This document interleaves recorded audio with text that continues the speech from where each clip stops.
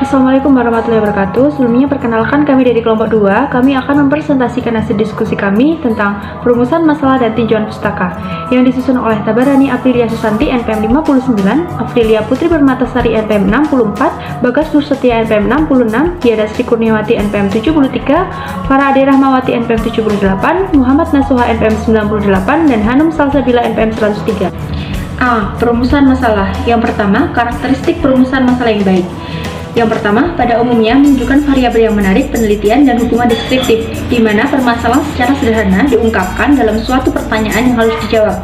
Namun demikian, dalam penelitian deskriptif juga akan lebih berarti apabila memperhatikan pertalian yang ada antara variabel yang telah diteliti.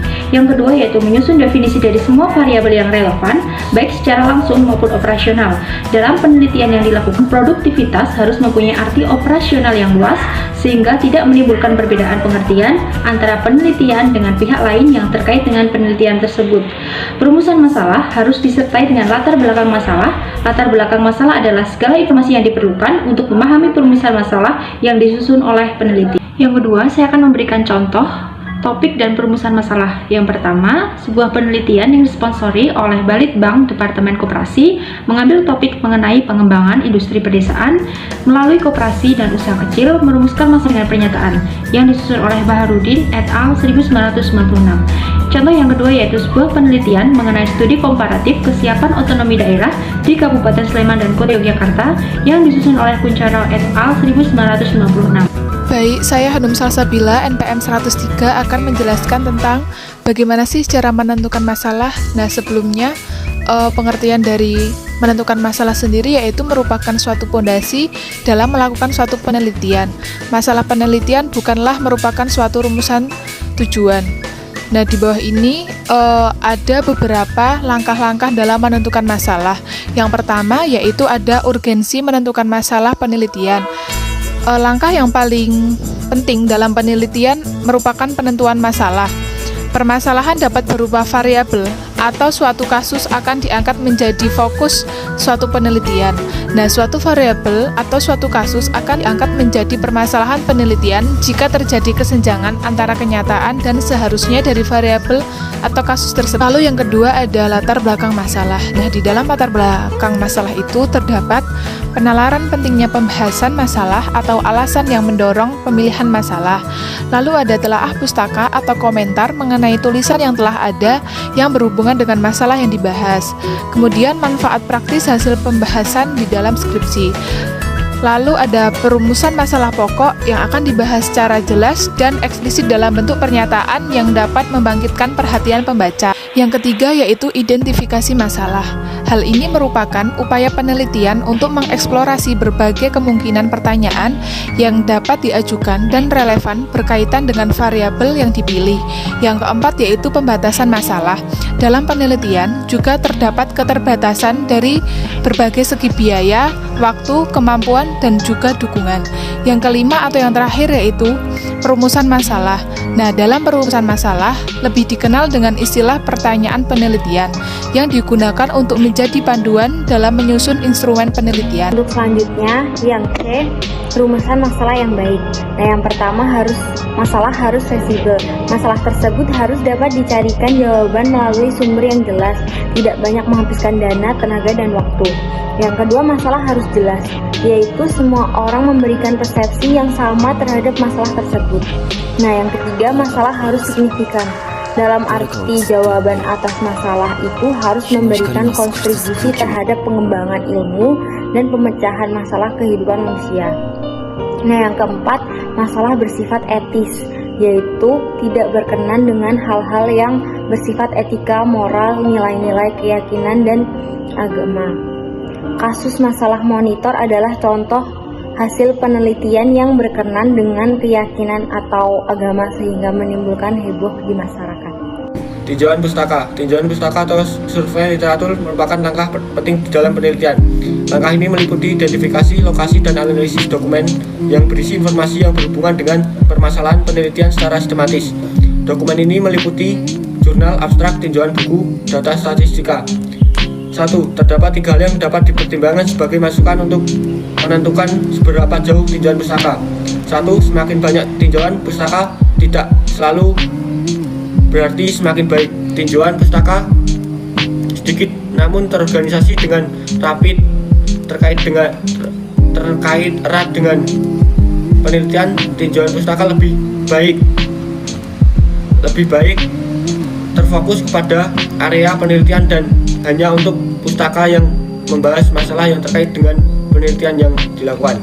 Yang kedua, bidang penelitian yang telah sering dilakukan memerlukan fokus yang lebih terpusat daripada area baru di mana peneliti masih jarang dilakukan. Yang ketiga, kelebihan tinjauan pustaka akan mempengaruhi dalam penyusunan kerangka analisis untuk studi yang bersifat eksploratif. Yang kedua, persiapan. Beberapa hal yang dilakukan sebelum memulai melaksanakan tinjauan pustaka. 1. Prosedur dan aturan yang berlaku menggunakan perpustakaan, jam buku perpustakaan, klarifikasi penyimpanan, cara memperoleh buku atau bacaan referensi. Yang kedua, kelengkapan pustaka dan pelayanan. Yang ketiga, tersedianya data spesifik tentang permasalahan manajemen atau bisnis dan ekonomi. Yang ketiga, sumber pustaka. Sumber pustaka dapat didapat dalam buku, teks. Yang selanjutnya adalah sumber daya dan bidang liputannya. Yang pertama ada Biro Pusat Statistik, bidang liputannya pendapatan nasional regional, tabel input output, penduduk dan tenaga kerja. Yang kedua ada Bank Indonesia, bidang liputannya adalah neraca pembayaran, perdagangan luar negeri. Yang ketiga ada Pusat Informasi Pembangunan Ekonomi. Contoh bidang liputannya hasil-hasil penelitian, jurnal-jurnal profesional dalam bidang ekonomi. Bidang liputannya adalah neraca pembayaran, perdagangan luar negeri. Yang ketiga ada Pusat Informasi Pembangunan Ekonomi. Contoh bidang liputannya hasil-hasil penelitian, jurnal-jurnal profesional dalam bidang ekonomi, penelitian dari berbagai instansi pemerintahan. Yang keempat, Lembaga Ilmu Pengetahuan Indonesia. Bidang liputannya ada ekonomi dan kemasyarakatan, kebudayaan, geologi, fisika. Yang kelima, ada Pusat Dokumentasi Ilmiah Nasional. Bidang liputannya ada disertasi, penerbitan ilmiah dalam negeri, buku-buku serta jurnal. Yang slide selanjutnya ada beberapa jasa informasi online dan contoh datanya. Yang pertama, jenis informasi BRS Information Technologies. Sampel atau bisnis data yang terpilih ada ABMN FORM, yaitu jenis datanya adalah abstrak atau rangkaian artikel-artikel penting pada lebih dari 800 jurnal-jurnal bisnis dan manajemen. Jenis informasi yang kedua ada infotrack. Sampel atau bisnis data yang terpilih ada PTS Prop. Jenis datanya adalah abstrak artikel industri, perusahaan, produk pasar, dan lain-lain, terutama jurnal-jurnal bisnis perdagangan dengan isi yang lengkap. Yang kedua adalah general business file. Jenis datanya adalah artikel-artikel dan abstrak yang lengkap tentang keuangan, akuisisi, dan merger, terutama jurnal-jurnal bisnis perdagangan dengan isi yang lengkap. Yang kedua adalah general business file. Jenis datanya adalah artikel-artikel dan abstrak yang lengkap tentang keuangan, akuisisi dan merger, perdagangan internasional, manajemen uang, teknologi dan produk-produk baru, kecenderungan bisnis lokal dan regional, investasi dan perbankan, perdagangan internasional, manajemen uang, teknologi dan produk-produk baru, kecenderungan bisnis lokal dan regional, investasi dan perbankan. Selanjutnya adalah kajian teoritik. Konsep konstruk variabel. Konsep menggambarkan suatu fenomena secara abstrak yang dibentuk dengan jalan membuat generalisasi terhadap suatu yang khas. Umumnya konsep dibuat dan dihasilkan oleh ilmuwan secara sadar untuk keperluan ilmiah yang khas dan tertentu. Konsep yang begini rupa dinamakan konstruk atau konstruk. Variabel adalah konsep yang mempunyai bermacam-macam nilai badan, misalnya adalah konsep dan bukan variabel karena badan tersebut tidak memiliki keragaman nilai. Konsep dapat diubah menjadi variabel, caranya adalah dengan memusatkan pada aspek tertentu dari variabel itu sendiri. Misalnya, konsep perilaku kontrasepsi dapat diubah menjadi variabel penggunaan kontrasepsi. Variabel dibagi menjadi beberapa jenis, yaitu 1. Variabel kontinu. Variabel yang dapat ditentukan nilainya dalam jarak jangkau tertentu dengan demikal yang tidak terbatas. Contohnya, untuk berat badan ini, misal kita menulis 75 kg atau 76,14 kg atau 41,76694. Atau luas panen bisa 14,2 hektar, 19,49 hektar, atau 188,0003 hektar. Yang kedua, variabel discrete. Konsep yang nilainya tidak dapat dinyatakan dalam bentuk pecahan atau demisal di belakang koma. Misalnya, jenis kelamin terdiri atas laki-laki atau perempuan, status perkawinan terdiri atas laki-laki dan perempuan, status perkawinan bisa kawin atau tidak kawin. Yang ketiga, variabel dependen dan variabel bebas. Di sini terdapat berbagai hubungan antara dua variabel, misalnya antara variabel Y dan variabel X. Maka jika variabel Y disebabkan oleh variabel X, maka variabel Y dinamakan variabel dependen dan variabel X adalah variabel bebas. Dalam hubungan tersebut, dapat dinyatakan dalam fungsi yaitu X sama dengan F atau Y, di mana Y pendapatan per tahun, X konsumsi per tahun, F fungsi.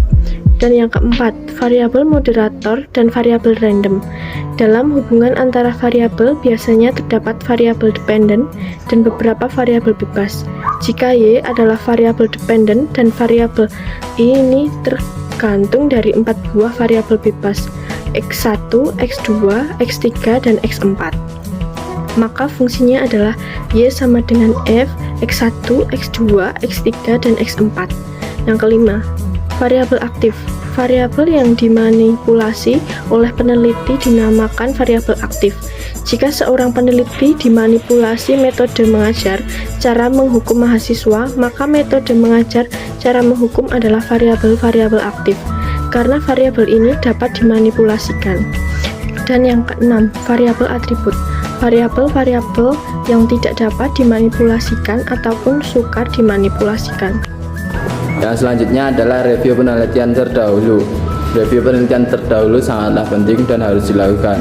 Yang pertama yang harus dilakukan yaitu mengetahui manfaat review penelitian terdahulu, yaitu apakah berguna untuk mengetahui bagaimana metode penelitian dan hasil-hasil yang dilakukan. Penelitian terdahulu juga digunakan sebagai otak ukur penelitian untuk menulis dan menganalisis suatu penelitian dan memperkuat dan mendukung kekuatan penelitian dengan adanya referensi ilmiah lain yang memiliki relevansi dengan penelitian yang dibuat. Kemudian yang harus dilakukan yang kedua adalah terdapat beberapa hal yang sebaiknya ditulis terkait penelitian terdahulu, seperti judul, latar belakang, perumusan masalah, ruang lingkup penelitian, tujuan penelitian, tinjauan pustaka, landasan teori, hipotesis, serta cara penelitian dan jadwal penelitian. Contoh penelitian terdahulu yaitu pertama judul penelitian. Contohnya adalah pengaruh CAR terdapat kesehatan likuiditas Bank X. Kemudian Firmansyah Iman 2015 dan Ridwan 2016. Judul penelitian faktor eksternal yang mempengaruhi perkembangan kualitas lembaga pendidikan tingkat menengah se-Kota Bandung. Raffianto 2015, Ira Nasir 2014. Sekian presentasi dari kelompok kami. Apabila banyak kekurangannya mohon dimaafkan. Assalamualaikum warahmatullahi wabarakatuh.